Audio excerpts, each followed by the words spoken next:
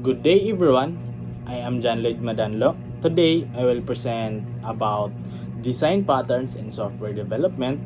This is para sa atong preliminary exam. I will explain unsa ni sila, unsay purpose, ug unsay mga real life examples. So, una, natay what is a design pattern, a reusable solution to a common software problem, and also provides a proven blueprint instead of reinventing solutions. So, ang design pattern isa ka reusable solution sa mga common problems sa mga software, meaning dili na ta maghimog balik sa solution na existing na. Instead, mogamit tag proven pattern, so para mapadali og paspas, also mas limpyo, tapos mas maintainable ang code. And why developers reuse patterns?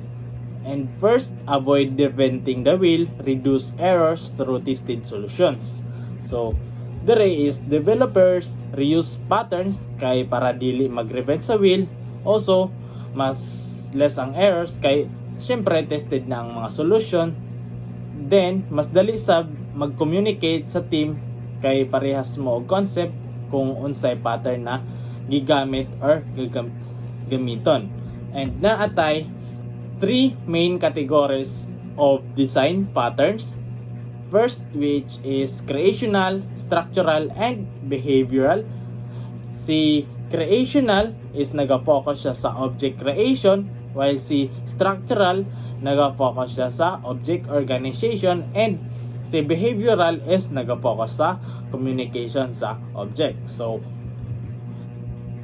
naatay real world analogies ana. So, dire naatay creational, factory producing products, structural, charger adapter making plugs compatible, si behavioral, traffic light coordinating cars. So sa real world analogies nato, so para mas madali masabtan, naatay creational, so parehas sa factory nagaproduce og object, while si structural parehas sa adapter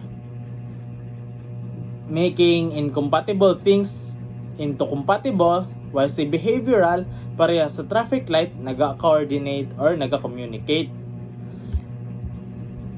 And naatay singleton. Si singleton ensures only one instance exists. So naatay design which is singleton, mura ni siya og class nga once instance only, meaning isa ra ka object ang i-allowed niya sa tanan. And naatay problem singleton solves. Systems needing one shared resource. Ang pasabot ana, useful ni sa mga resource nga gina-shared like database, connection, or configuration. Kung daghan kayo ang instance, mag-conflict ang data. So, si singleton ang mag-prevent ana. And naatay singleton diagram. First, naatay client, global access point, and singleton instance. So, in this diagram, makita nimo na ang client na ay global access point, then usara gyud ka instance. Bisan pilang mo call, ang same instance ra ang iyang ihatag.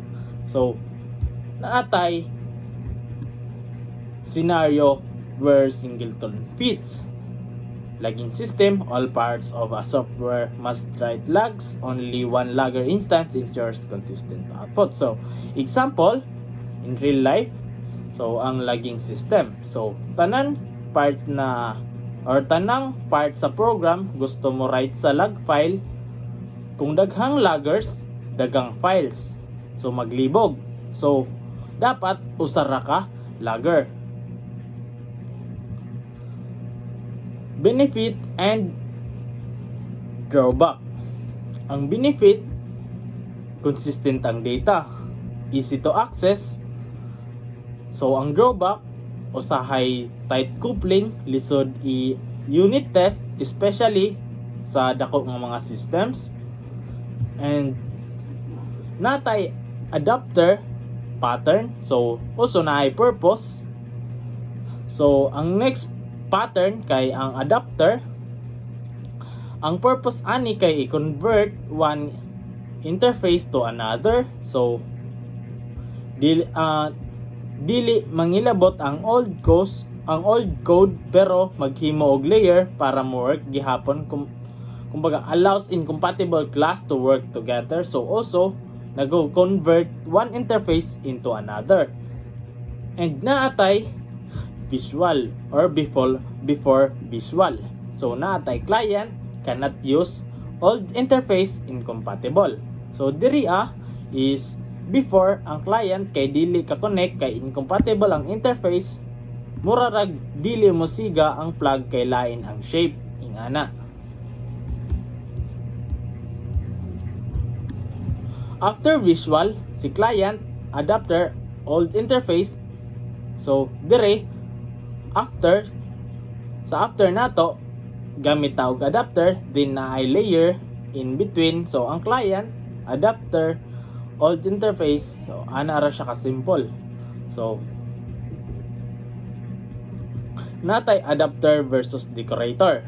Ang adapter makes incompatible interface naga-match.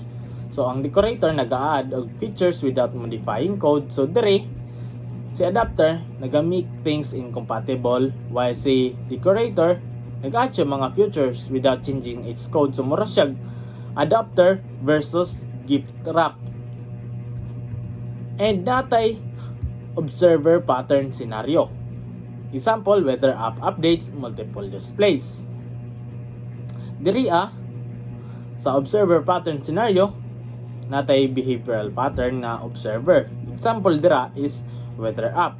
Kung naay update sa weather data, automatically naga-notify ang tanang observers like sa mga phone, TV, smartwatch. So diri is dili kailangang manual refresh.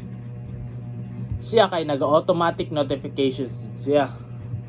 Sa strategy pattern, allow selecting an algorithm at runtime. So example, payment method improves flexibility and readability. So diri is sa strategy pattern is example dira is payment method, pwede card, GCash or cash on delivery. So same process pero lain og strategy.